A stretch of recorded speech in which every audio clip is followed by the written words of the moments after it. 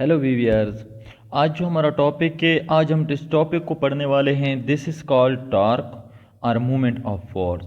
Torque को 9th class के base के ऊपर मूवमेंट ऑफ फोर्स कहा जाता है और हायर लेवल पे इसे टॉर्क कहा जाता है।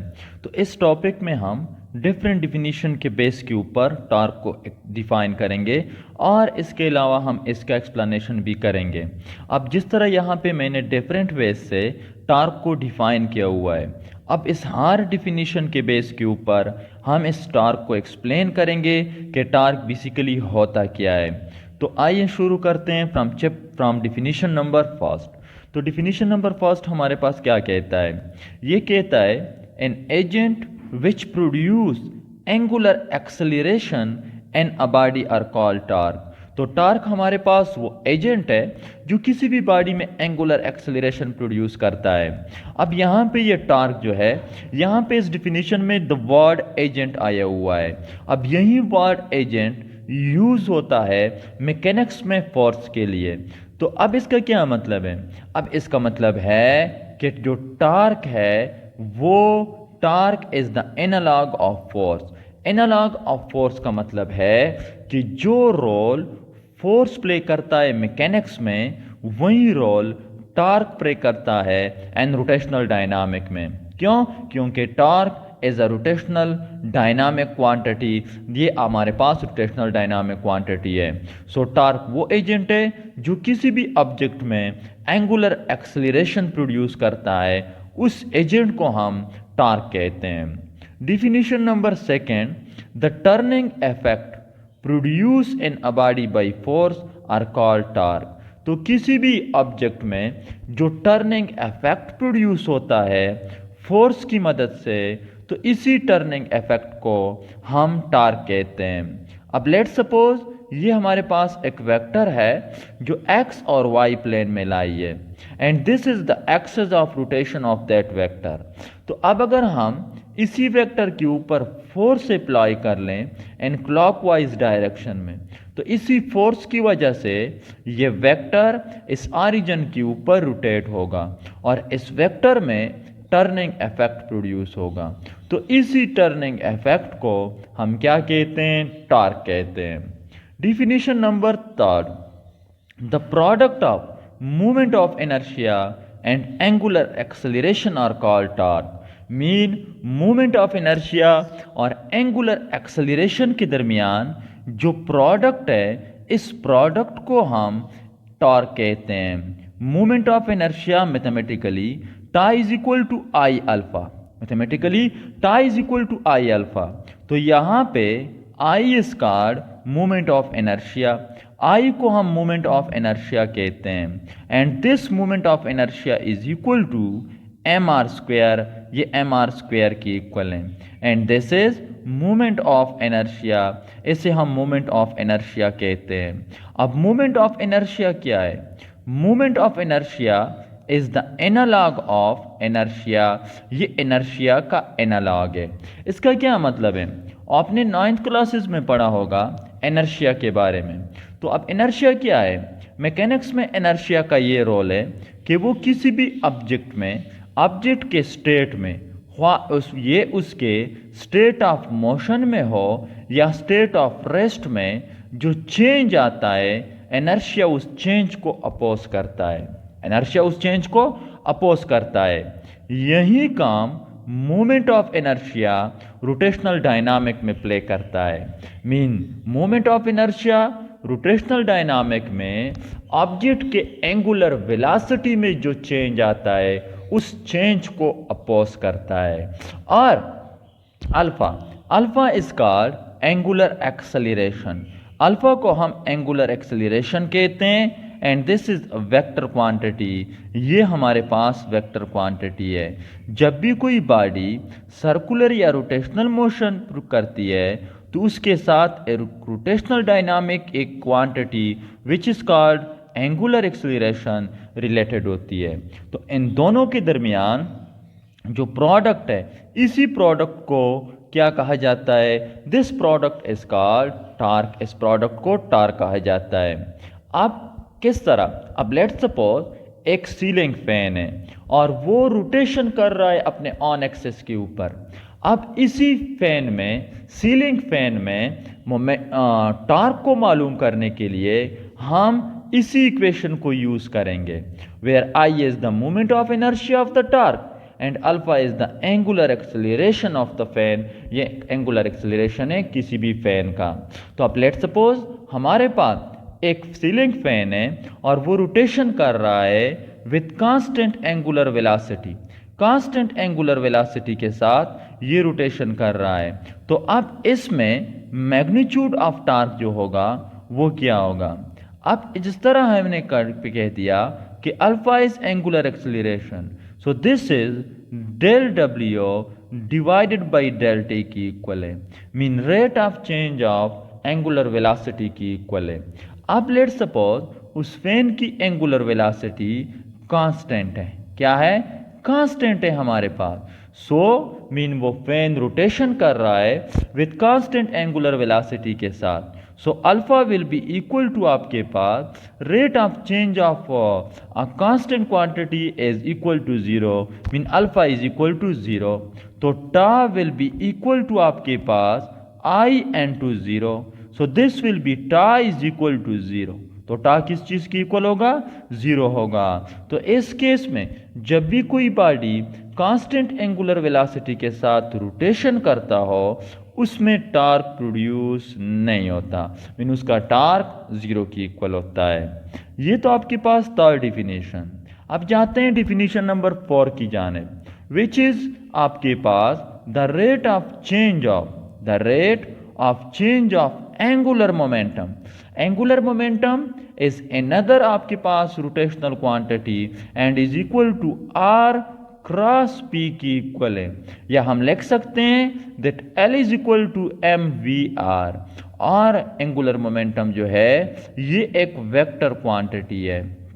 So this is angular momentum, ये एंगुलर मोमेंटम है। तो आप अकॉर्डिंग टू दिस डिफिनीशन, अब अगर किसी भी ऑब्जेक्ट के एंगुलर मोमेंटम में टाइम के लिहाज से चेंज आता हो तो this change in angular momentum with respect to time is equal to torque, ये टार्क के इक्वल है। तो अब लेट्स सपोज इसके लिए हम जो एग्जांपल ले रहे हैं, दिस इज अर्थ। अब अर्थ रोटेशनल मोशन भी करता है और सर्कुलर मोशन भी करता है। तो अब क्वेश्चन ये राय होता है कि आया अर्थ में टार्क प्रोड्यूस होता है कि नहीं? तो इसे हम सॉल्व करेंगे इसी इक्वेशन की मदद से। आप इस इक्वेशन को हम लिख सकते हैं that torque is equal to हमारे पास del divided by del T and to angular momentum is equal to M V R. अब m is the mass of the earth, v is velocity of the earth and r is the radius of the earth. So this equation will become that m चूंकि constant है वो बाहर आ जाएगा, radius of earth भी constant है वो भी बाहर आ जाएगा। So del V divided by del T is equal to torque, ये टार्क के इक्वल है। सो अब जब भी हमारे पास अर्थ रिवोल्यूशन करता है सन के इर्द गिर्द तो उसकी जो वेलोसिटी होती है वो तो कांस्टेंट होती है, पर रेगुलरली अर्थ का जो डायरेक्शन ऑफ वेलोसिटी होता है वो रेगुलरली चेंज होता है। तो इस change in direction of velocity की वजह से हमारे पास वेलोसिटी कांस्टेंट नहीं है। क्यों? क्योंकि हमारे पास velocity v is equal to हमारे पास v modulus n to v cap. अब magnitude of the velocity is constant, so torque produced in the earth is due to direction of velocity. So हम कह सकते हैं कि अर्थ में टार्क प्रोड्यूस होता है और उसमें torque M R del V del T की इक्वल होता है, मगर अर्थ में जो टार्क प्रोड्यूस होता है उसका मैग्नीट्यूड बहुत ही कम होता है अर्थ की जसामत की वजह से। तो इस वजह से हम अर्थ में टार्क के मैग्नीट्यूड को नेग्लेक्ट करते हैं, निग्लिजिबल लेते हैं। क्यों? क्योंकि अर्थ जो है वो मैक्रो बॉडी है और वहाँ पे जो टार्क प्रोड्यूस होता है वो बहुत ही ज़्यादा है। तो इस वजह से हम अर्थ में टार्क को नेग्लेक्ट करते हैं। सो दिस इज आपके पास definition number 4। Definition number 5. The cross product of movement arm and force are called torque.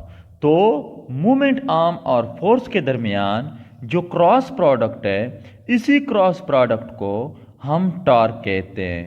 So tau is equal to R as movement arm and to F where F as force. तो movement arm क्या है? Movement arm, अब let suppose ये हमारे पास vector है और इस वेक्टर का मैग्नीट्यूड हमारे पास ये है. This is a vector. आप इसी वेक्टर के ऊपर हम फोर्स एक्सर्ट कर रहे हैं at that point, mean and clockwise direction. So इस ऑरिजिन से लेके इस पॉइंट तक जहां तक इसके ऊपर फोर्स एक्सर्ट किया जाता है, this length is called movement arm. इसी लेंथ को हम मूवमेंट आर्म कहते हैं. कहां से? फ्रॉम एक्सिस ऑफ रोटेशन से लेके to the point where force is exerted. तो मूवमेंट आर्म लेंथ है, डायरेक्शनल लेंथ है, मीन डिस्प्लेसमेंट है. अब हम इसे मेजर करते हैं from the axis of rotation से और to the point where force is exerted. तो अब इसी मूवमेंट आर्म और इस फोर्स के दरमियान क्रॉस प्रोडक्ट को क्या कहा जाता है? टॉर्क कहा जाता है. अब हम इसे लिख सकते हैं that shows that torque is equal to R F N to sine of theta. अब यहाँ पे जो इफेक्टिव कंपोनेंट है वो हमारे पास साइन ऑफ थीटा है. अब लेट सपोज हमारे पास ये दो वेक्टर्स हैं, ये हमारे पास प्लेन है, दिस इज अ प्लेन, और इसी प्लेन में हमारे पास दो वेक्टर्स लाई है. एक हमारे पास मूवमेंट आर्म है which is along X axis, mean this is R, और दूसरा हमारे पास फोर्स है which lie in a plane, this is F, ये हमारे पास एफ है. अब हम आर के साथ एफ को मल्टीप्लाई कर रहे हैं. तो अब एफ के हमारे पास दो कंपोनेंट हैं. एक कंपोनेंट हमारे पास ये कंपोनेंट है, this is called F cos of theta, और दूसरा जो हमारे पास कंपोनेंट है this is vertical component and is called F sine of theta. तो यहाँ पे फोर्स का जो वर्टिकल कंपोनेंट है this is the effective component, ये हमारे पास इफेक्टिव कंपोनेंट है. तो इस वजह से टॉर्क में हम लेते हैं that tau is equal to R into F sine of theta. तो this is effective component. So torque will be equal to हमारे पास R F N to sine of theta. ये आपके पास मैथमेटिकल फॉर्म आ गया torque का. अब हमारे पास इसका एग्जाम्पल, लेट सपोज हमारे पास एक नेल है और उसकी बॉडी के ऊपर स्क्रीव है और इस नेल को हम रोटेट करना चाहते हैं with the help of a spinner. Late suppose ये हमारे पास एक नेल है और इसी नेल के बॉडी के ऊपर स्क्रूज है in the form of that, और अब हम इसे रोटेट करना चाहते हैं with the help of a spinner. Spinner की मदद से हम इसे रोटेट करना चाहते हैं. सो दिस इज अ स्पिनर, ये हमारे पास एक स्पिनर है and this point is called axis of rotation. ये हमारे पास एक्सिस ऑफ रोटेशन है जिसके ऊपर ये नेल रोटेशन करेगा. तो अब इस पॉइंट से यहां से लेके, मीन एक्सिस ऑफ रोटेशन से लेके उस पॉइंट तक जिस पॉइंट के ऊपर फोर्स एक्सर्ट किया जा रहा है, this is called movement arm.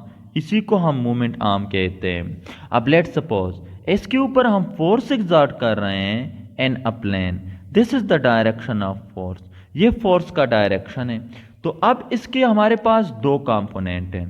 एक कंपोनेंट हमारे पास ये है फोर्स का which is F cos of theta, जिसे हम एफ काज ऑफ थीटा कहते हैं, और दूसरा कंपोनेंट हमारे पास ये है which is called F sine of theta, जो हमारे पास एफ साइन ऑफ थीटा है. अब ये स्पिनर इसमें जो टर्निंग इफेक्ट प्रोड्यूस होगा this is due to F sine of theta, not due to F cos of theta. तो इस वजह से हम कहते हैं कि यहाँ पे जो वर्टिकल कंपोनेंट है F sine of theta, this is effective component, ये इफेक्टिव कंपोनेंट है। चूंकि यहाँ पे आपके पास जो ये मोशन करता है, रोटेशन करता है, this is due to vertical component of the force. तो अब फोर्स यहाँ पे an anti clockwise direction acted है, तो यहाँ पे टार्क प्रोड्यूस होगा and direction of torque will be along positive y-axis and this torque is called anti-clockwise torque and convention anti-clockwise torque is taken positive। अब अगर हम इसी नेल के ऊपर डायरेक्शन ऑफ फोर्स को चेंज कर लें, डायरेक्शन ऑफ फोर्स को चेंज कर लें, तो हमारे पास जो डायरेक्शन ऑफ टार्क होगा it will also be change, वो भी हमारे पास चेंज होगा।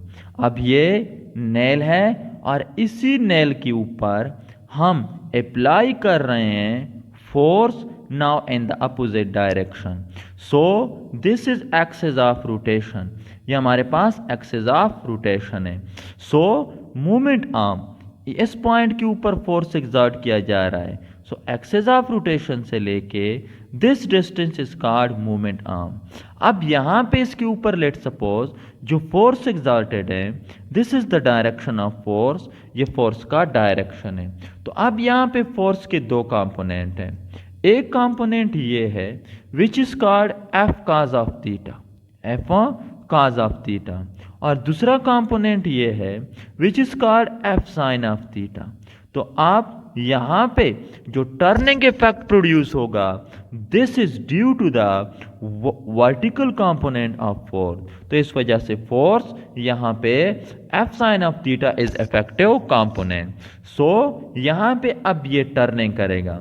Now this time negative torque will be produced, mean clockwise torque will be produced, and clockwise torque is according to the convention is taken negative, is taken negative, उसे हम negative लेते हैं। तो अब हमारे पास नेक्स्ट जो है this is factors affecting torque.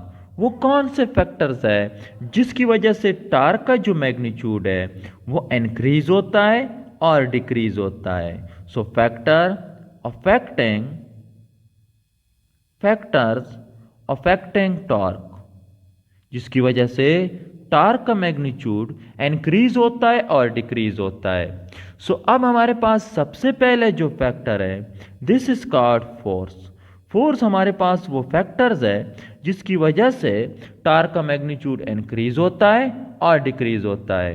Mean जितना हम ज़्यादा फोर्स एक्सर्ट करेंगे उतना ही हमारे पास जो टार्क होगा दैट विल बी मैक्सिमम, वो भी हमारे पास मैक्सिमम होगा। Mean tau is directly proportional to force, torque और फोर्स के दरमियान डायरेक्ट रिलेशन है। नेक्स्ट जो फैक्टर हमारे पास है this is called movement arm. Movement arm जो है वो भी एक फैक्टर है जिसकी वजह से हमारे पास टार्क का मैग्नीट्यूड इंक्रीज होता है और डिक्रीज होता है।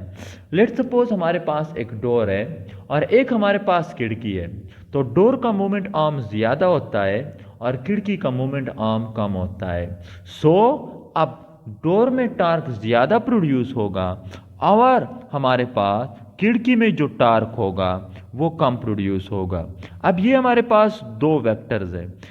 इस वेक्टर के ऊपर एक फोर्स हम यहाँ पे एक्सर्ट कर रहे हैं, दिस इज एफ, तो इसका मूवमेंट आर्म ऑरिजिन से लेके ये इसका मूवमेंट आर्म है, और दूसरा फोर्स हम इस पॉइंट के ऊपर एक्सर्ट कर रहे हैं। या हमारे पास एक दूसरा वेक्टर है वो हमारे पास ये है और इसके ऊपर हम यहाँ पे फोर्स एक्सर्ट कर रहे हैं एंड दिस इज आपके पास the magnitude of movement arm, ये मूवमेंट आर्म का डायरेक्शन है। तो ये वेक्टर ए है और ये वेक्टर बी है।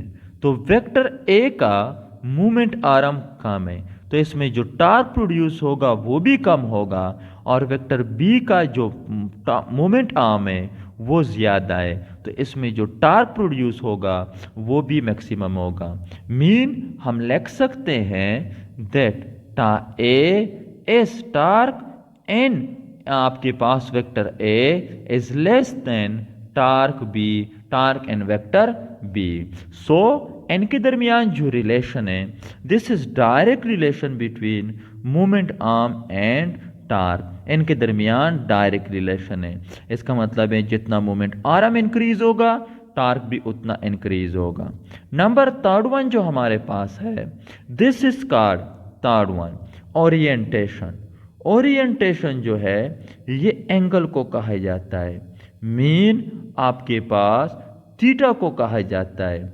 तो अब यहां पे सेवरल केसेस हैं। नंबर फर्स्ट केस जो हमारे पास है, this is when theta is equal to, जब थीटा आपके पास जीरो हो, mean when theta is equal to zero. तो इसका क्या मतलब है? इसका मतलब है कि मूवमेंट आर्म और फोर्स दोनों सेम डायरेक्शन में, दोनों क्या है? सेम डायरेक्शन में है। तो अब एंगल क्या होगी? Angle will be 0 degree. तो आप पुटिंग कर लें, so tau will be equal to R F N to sine of 0 degree, और sine of 0 degree is equal to 0। तो R F N to 0 is equal to 0, so tau is equal to 0. So when the angle between movement arm and force is क्या है आपके पास? Parallel है, दोनों parallel है। तो अब किस तरह? अब लेट सपोज ये हमारे पास वेक्टर है, this is the direction of that vector and this is the movement arm of that vector R. अब इसी के ऊपर हम फोर्स एग्जर्ट कर रहे हैं मूवमेंट आर्म के ऊपर एंड दैट डायरेक्शन। तो अब यहाँ पे जो एंगल है वो 0 डिग्री है। तो यहाँ पे किसी भी किस्म का जो टार्क होगा वो प्रोड्यूस नहीं होगा, mean tau is equal to 0। अब केस नंबर सेकेंड केस में आपके पास when theta is equal to 90 degree, mean जब आपके पास मूवमेंट आर्म आर और आपके पास फोर्स दोनों क्या हो? दिस इज नॉर्मल, मीन इनके दरमियान एंगल 90 डिग्री हो। तो अब मैग्नीट्यूड ऑफ टार्क क्या होगा? दिस विल बी आपके पास tau is equal to R F N to sine of 90 degree, and sine of 90 degree is equal to 1, वो 1 के इक्वल है। तो हमारे पास आ जाएगा that tau is equal to R F, तो which is the maximum magnitude of torque. तो ये maximum torque है, मीन जब भी एंगल क्या हो? 90 डिग्री हो, तो टार्क विल बी मैक्सिमम। अब लेट सपोज ये हमारे पास एक प्लेन है and this is a vector in a plane and the magnitude of moment arm is R, और ये इसका मोमेंट आर्म है, दिस इज आर। अब अगर इसके ऊपर हम फोर्स एग्जर्ट कर लें एंड सच अ वे कि यहाँ पे फोर्स और मोमेंट आर्म के दरमियान एंगल 90 डिग्री हो, तो यहाँ पे जो टार्क प्रोड्यूस होगा दैट विल बी मैक्सिमम, वो मैक्सिमम टार्क जो है वो प्रोड्यूस होगा। तो ये हो गया टॉर्क।